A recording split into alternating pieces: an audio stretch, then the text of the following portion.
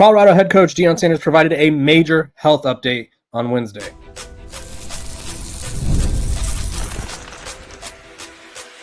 You are Locked On Buffs, your daily podcast on the Colorado Buffaloes, part of the Locked On Podcast Network, your team every day. Welcome to Locked On Buffs. I am your host, Kevin Borba. Today's episode is brought to you by Game Time.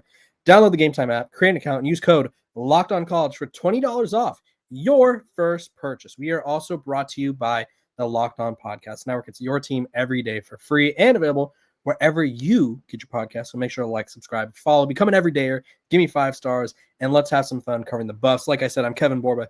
I cover the Buffs for Athlon Sports, for Locked On, and the past couple days, there have been concerns raised about the health of head coach of the Colorado Buffaloes, Deion Sanders. So the USA Today reported that Sanders is in Texas at his Texas estate, isn't able to return back to Boulder. Coach Prime went on a podcast last week with Asante Samuel, I guess 10 days ago, 11-ish days ago now, and said whatever he's dealing with, he didn't say what it was, forced him to lose 14 pounds. Like, it led to him losing 14 pounds. And he's obviously is recuperating. And he hasn't been back on campus, has missed some camps and stuff that the school was holding. And on Wednesday morning at 6 a.m.-ish, or at least 6 a.m. my time, he went to X and provided an update on his health and said, quote, "Wow, I am truly blessed, for the abundance of well wishes, for all the thoughts and all of the prayers. Thank you, thank you, thank you. I can assure you that everything is okay and will continue to be so. God got me like no other. I have so much more work to do. Glorify God, so please believe God got me. I'm excited to get back to Colorado, to be at home with my staff, team, and all associated to our program. When we arrive to Boulder, you will be updated on everything. Until then, I'm coming, baby. Hashtag Coach Prime," end quote. So, I mean, it's nice to hear from him, right? I think there's a lot of people making, I think they're inappropriate jokes, honestly, where they're saying that he's pulling an Urban Meyer and is figuring out a way to exit Colorado, right? But it's nice to hear from Coach Prime, right? I think when you have a program like Colorado's, which is so, I guess, dependent on him, right? He's the face of the program. Even when Travis and Shedeur and Shiloh were on campus, the reason that the buzz was so high was because of Coach Prime, right? Even though they were superstars, even though Travis was a two-way star, number 2 overall pick in the NFL draft, people wanted to be there. People wanted media companies, other recruits, transfers, whatever it is. They want to play for, they want to be with, they want to see Deion Sanders. So for a program like Colorado, whose popularity, finances, revenue streams are so much dependent on Coach Prime, obviously great news. It's also great news for Deion Sanders, the person, because, I mean, he's been through a lot, right? He's had surgeries for blood clots. He's had toes amputated. He's had parts of his calf, I believe, amputated, or at least adjusted, if you will. And he's been constantly dealing with those health issues. And so for him to come out and say that he's okay, he plans on returning, it's a great sign. I think if you're Colorado, a fan, a player, anyone around the program, you could kind of take a sigh of relief and be like, okay, like, he's not leaving, right? I think the weirdest thing about Deion Sanders, whether it's his health, whether it's his, I guess, son's leaving, whether it's, I don't know, people talking about him leaving for a TV job or him hosting TV shows, right? The weirdest thing that comes with Deion Sanders is the fact that rather than talking about what he has done, what he can do, or what he will do for the program, people love to debate, to question, to predict when he's going to leave Colorado. Like, I think one of people's, sorry, as I chug water there, I think one of people's favorite topics around Deion Sanders is, when is he going to abandon Colorado, right? I think people just are waiting for it to happen, counting down the days. And I quite frankly don't understand it, right? That's for one. For two, or for second, whatever, I think people don't truly understand how much he enjoys Colorado, what Colorado offers him, and sort of what he could do as a coach here. right? Colorado, a program that doesn't have a ton of expectations, but he's setting the bar as high as possible. Colorado, a program that doesn't have a strong, or I won't say strong, but doesn't have a demanding booster group of boosters or people who donate to the program, right? So he could do things his way, right? He could sell his merchandise. He could do things however he wants. And also, he has an opportunity to grow. He has an opportunity to create a dynasty, to be a legend again, right? He's a legend in everything he does. Legendary college football player, baseball player, legendary NFL player. I wouldn't say he's one of the GOATs of the MLB, but really good baseball player as well, and really good broadcaster or analyst, excuse me. And he's done really well at everything he has set his mind to. And this is the latest thing. And I think in college football, since it's such an old sport in a way, there's so many programs, say at Florida State, say at Texas, say Ohio State, Michigan, who have USC as well, who have such rich traditions and histories where it's like whatever he does, he'll always be compared to that coach, right? Like at Alabama, Nick Saban is the standard, right? Kalen DeBoer is probably the bravest man in the world for taking the job after the guy. So at Colorado, although they have a title under the belt in the 90s, there isn't like a level of like, oh, Coach Prime will never be this. Coach Prime is trying to set the standard in Boulder. And I think a lot of people underestimate how much that means to him. So I'm really glad that he was able to provide somewhat of an update on his health. Really good news for him, his family, really good news for Colorado and the fans. So that's the latest on Deion Sanders' health, sending him well wishes and beyond. When we come back, we're going to be talking about the projected trajectory of the Colorado Buffaloes, according to ESPN, because it's not as high as you would think.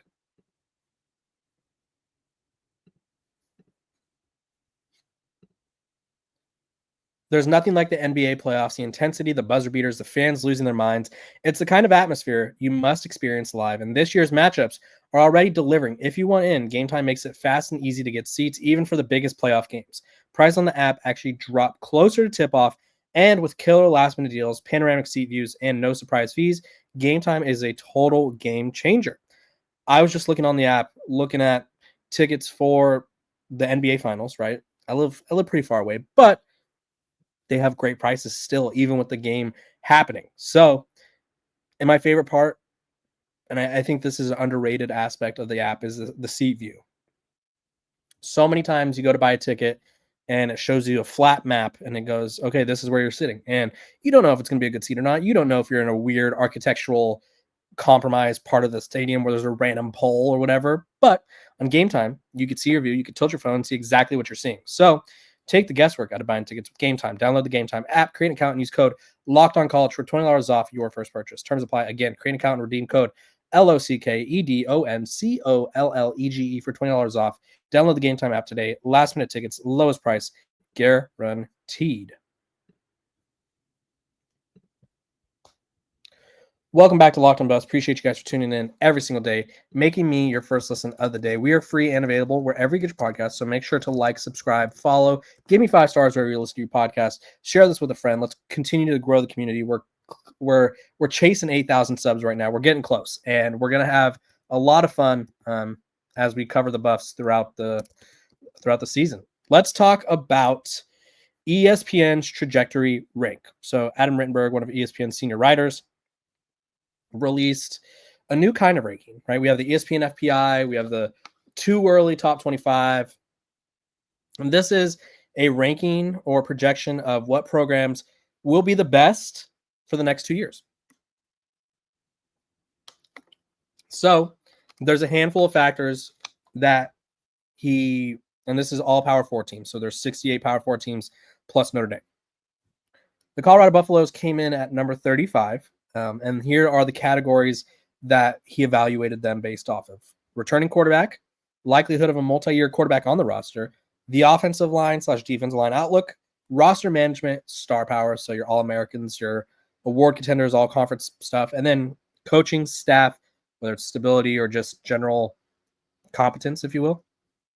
So the Colorado Buffaloes came in at number 35. But we'll just go below teams like Duke, Washington, Baylor, Georgia Tech, Utah, Texas Tech, Texas A&M, the Sooners of Oklahoma, USC Trojans, and BYU.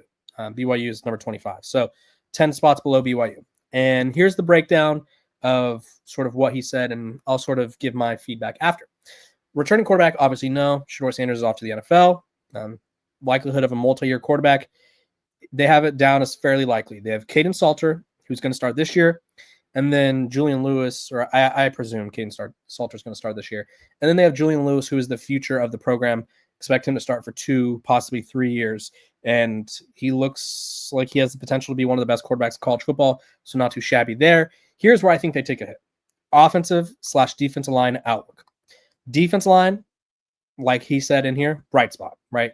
37 sacks last year, 52 quarterback hurries. You lose BJ Green, but you return Arden Walker, Samuel Kunalola, Keaton Wade. You have Quincy Wiggins, who's ready to step up into a big role. You have Jaheim Otis, who has All-American potential. Amari McNeil has also played a lot of football. Gabriel Lightfoot, the Fresno State transfer. Defensive line, I think, is pretty stout. The offensive line has been the issue. They bring in Xavier Hill from Memphis, Zarian McGill from Louisiana Tech, Xylon Chrysler from Illinois. You have Jordan Seaton. You have Tyler Brown returning. You have Phillip Hughes. You have a lot of guys, right? I think there's 11 or 12 new offensive linemen who are going to be competing for 4 spots, along with the guys who were there last year, right? So some of the guys who were there last year. I personally think that until we see Colorado put good offensive line on the field, a lot of these preseason rankings and futuristic, like, oh, what's the trajectory looking like? I think it's going to hurt them, right? Until we see them post a good one or have a good offensive line, we're going to see them fall in these rankings. They also haven't had a good run game under Deion Sanders at all. They've yet to have someone rush for 100 yards in a game. They've yet to have 1,000 yards. I mean, they've yet to have a 400-yard rusher, let alone 1,000 yards. Then the next category, roster management. Not surprisingly, active in the portal. They added Salter. They added a bunch of wide receivers. They added some offensive linemen, some defensive linemen, and then star power. They take a hit here. Obviously, you lose Travis Hunter. This is who they have listed as their stars. They have Seaton, Walker, and Arden Walker, and Samuel Kunalola, Salter, Xavier Hill. And then Alejandro Mata is apparently listed under star power. So I think we could say the star power of this team has taken a little bit of a hit, right? Coaching staff. Deion Sanders is back for year 3, although the season represents phase 2 of his tenure with his sons, without his son Hunter, and other notables leaving Boulder. Retained both of his coordinators for Robert Livingston and Pat Sherman for the first time of his coaching career, and added a Pro Football Hall of Famer to the staff in Marshall Faulk. So it doesn't necessarily say why they have the 35th ranked, I guess, potential. I think it could be higher, right? I think with Colorado having more money or more access to money, thanks to the NCAA versus House settlement or whatever, they're going to get more. They're going to be able to distribute money better on top of NIL. I think Coach Prime is building a really strong team. I think he has a really strong staff around him. And it feels like every year there's a question that needed to be addressed. The first year was, will the transfer portal method work, where you just take in 100 transfers? Obviously it was 100, but it felt like it, and just throw a bunch of guys together and see what works. It didn't. I think it was better than what Colorado had the year before. That being said, that team was generationally bad. So not too much of a step up. Then last year it was, can he be successful? So he has success. Now, the question is, can he sustain success without his superstars, Shedeur Sanders, Travis Hunter, LeJontay Wester? So the next question is, can you sustain the success without those guys? What does the program look like without superstars? And I think he could recruit superstars. I think Julian Lewis has superstar potential. But it's one of those things where it's going to be a question until everyone sees it, right? I don't think there's a program in college football where it's like you do one thing that's good, and now there's immediately 10 more questions, right? Where like Texas was good, and Texas has obviously been building to this moment, but Texas for over a decade was mediocre to bad. Then they make the playoff in 2023, and it was like, okay, they're automatically title contenders in 2024. They have Quinn Ewers, right? Texas lost a ton of talent But guess what? They have proven that they can win even with having to replace a ton of talent, right? They lost 4 offensive linemen. They lost 2 receivers, a tight end. I don't think they have a receiver in spring ball who has caught a pass because they were, or has a receiver in spring ball who caught a college pass because they were so banged up. That being said, like what I'm getting at is people just assume that Texas is going to reload. Granted, they had a top 5 recruiting class and they have a lot of transfer portal talent and is coming in as well. But it's like, okay, we expect Texas to be good. We expect Ohio State, who just won a title, even though they lost Jack Sawyer, JT Tuamolo, you know who I'm talking about, Will Howard, both running backs, right? We expect that team to be contending for a title. Whereas Colorado, it's like, okay, you had success. We doubted that you could, but now we need to see you have success again. And I don't know how to feel about that. Obviously, I think there's been a lot of questions about Colorado, the stability of the program and how Coach Prime builds his team. But I think that this program's trajectory is pretty high, assuming Deion Sanders stays at the helm. If he stays at the helm and they continue to win games, players are going to want to play for them, especially now that money is going to help them out. Because I do think outside of simply not being an SEC program, Colorado hasn't been able to compete financially with other schools. So I think that helps them out at least a little bit. So that's Colorado's trajectory. ESPN has them at 35th. I think they should be somewhere well in the top 25 with Deion Sanders' or Coach Prime's recruiting ability, the attention the program gets, the staff that he's put together seems to be pretty good. But I guess we'll find out after this year. You guys comment below if you had to rank Colorado's, I guess, potential 1 through 68, where would it be and why? When we come back, we're going to be talking about how ESPN's FPI ranks Colorado and their chances this upcoming season.